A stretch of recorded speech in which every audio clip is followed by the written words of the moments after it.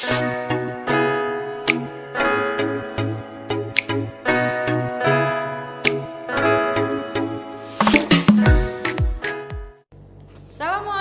warahmatullahi wabarakatuh.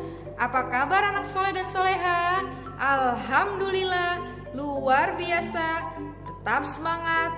Allahu Akbar. Yes, yes, yes. Bagaimana kabarnya hari ini? Sehat selalu ya. Anak soleh dan soleha, hari ini kita akan belajar mencermati puisi anak. Kemarin kita sudah baca ya pelan-pelan ya. Sekarang kita baca dengan nada irama.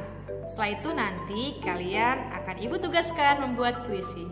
Oke, siap ya? Simak slide berikut.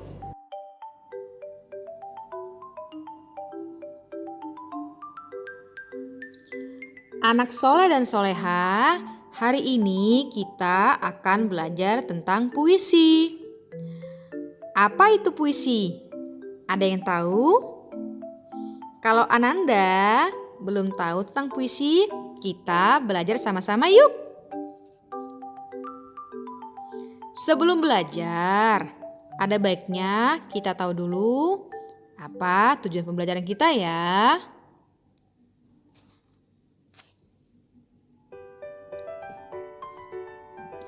Tujuan pembelajaran kita hari ini adalah siswa dapat mengetahui pengertian dari puisi. Yang kedua, siswa dapat menjelaskan puisi secara rinci.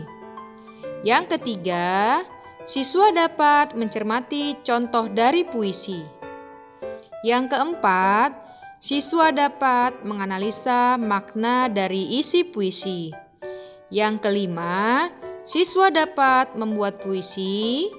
Dan yang keenam atau yang terakhir, siswa dapat mempraktikkan cara membaca puisi yang benar.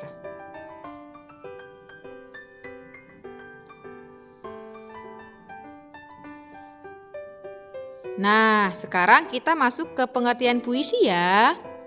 Puisi terdiri dari susunan kata-kata yang digabungkan menjadi kalimat yang indah dan penuh makna.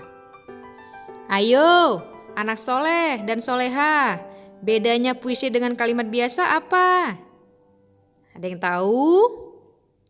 Oke, kalau tidak tahu Bunda jelaskan ya. Jika puisi dibuat dengan sepenuh hati dan mengandung kalimat yang indah. Dan dalam puisi, kita juga mengenal bait dan baris. Akan tetapi, dalam video pembelajaran ini, kita belum mempelajari bait dan baris ya. Karena Bunda Irma akan mengajari Ananda dan memberikan contoh cara membaca puisi yang benar. Disimak ya. Kita lanjut. Nah, kita masuk makna puisi ya, Nak.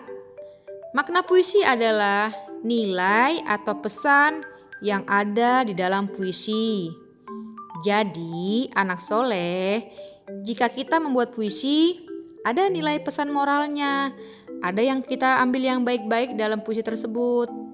Apalagi kalau kita buat dengan perasaan, pasti pesannya akan nyampai.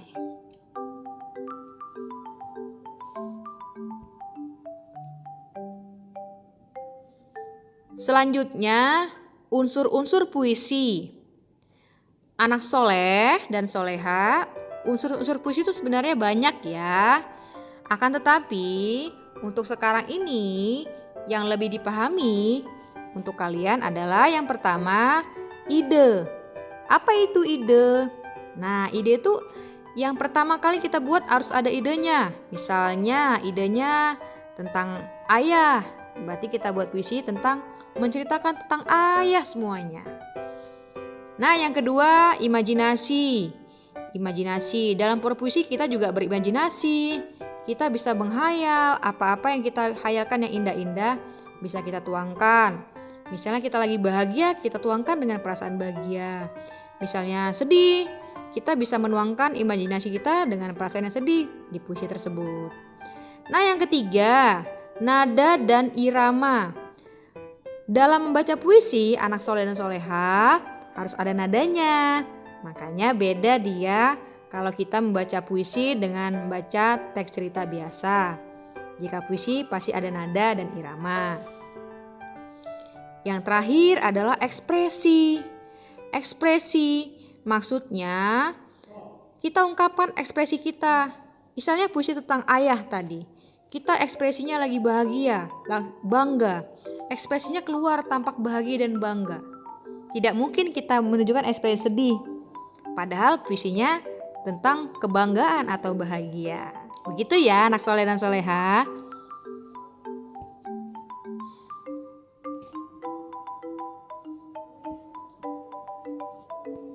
Nah, selanjutnya Bunda akan membacakan contoh puisi yang ada di buku paket kalian, buku tema 2 di halaman 60. Silakan Anda dan simak ya cara Bunda membaca puisinya.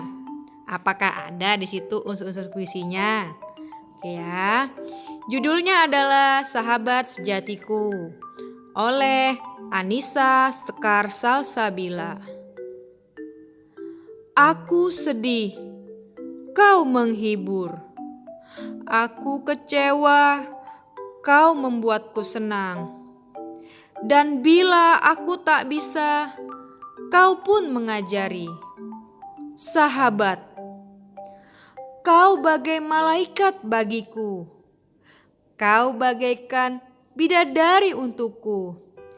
Semua kebajikan ada padamu.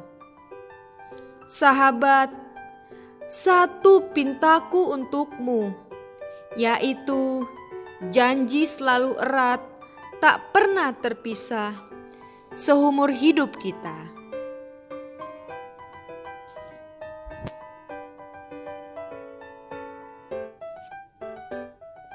Nah, anak soleh dan soleha, tadi Bunda Irma sudah membaca puisi yang berjudul Sahabat Sejatiku. Apa makna dari puisi tersebut? Ada yang tahu? Ya, maknanya adalah sahabat selalu ada dalam keadaan suka maupun duka. Dalam puisi sangat terlihat jelas kalau di situ dijelaskan sahabatnya selalu ada. Jika dia lagi sedih atau lagi kesusahan, sahabatnya selalu menolong. Ataupun dia lagi bahagia, sahabatnya juga ada. Itu di situ makna puisi tersebut ya, anak soleh dan soleha.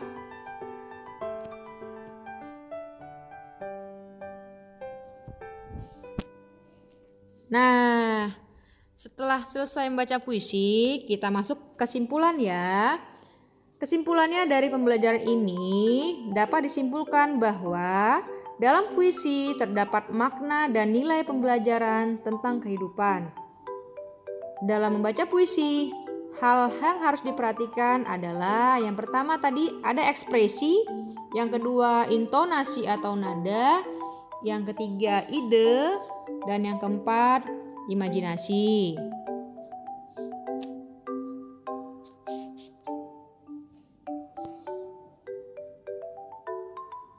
Nah, anak soleh dan soleha, tugas untuk kalian di rumah, silahkan kalian buat satu puisi singkat saja ya nak, karya kalian sendiri. Ingat, karya kalian yang berdasarkan dari hati kalian. Silahkan kumpulkan kepada wali kelas. Judulnya terserah kalian anak soleh, yang sederhana dan simple saja. Misalnya tadi contohnya Bunda sudah kasih contoh tentang ayah, boleh, tentang bunda, boleh, tentang kucing kesayangan atau hewan peliharaan boleh. Sesuai dengan perasaan kalian ya. Oke, terima kasih ya anak soleh dan soleha. Tetap semangat dalam belajar ya. Terima kasih ya anak soleh dan soleha telah belajar hari ini. Ibu harap dalam belajar hari ini kita dapat membuat puisi dan membaca puisi dengan benar. Ingat tugasnya, silakan buat satu puisi. Temanya bebas, terserah Ananda. Buat dengan hati ya. Oke, Ibu tutup ya anak soleh. Ibu mohon maaf apabila ada salah dalam pengajaran maupun pengucapan. Ibu akhiri. Wassalamualaikum warahmatullahi wabarakatuh. Dadah.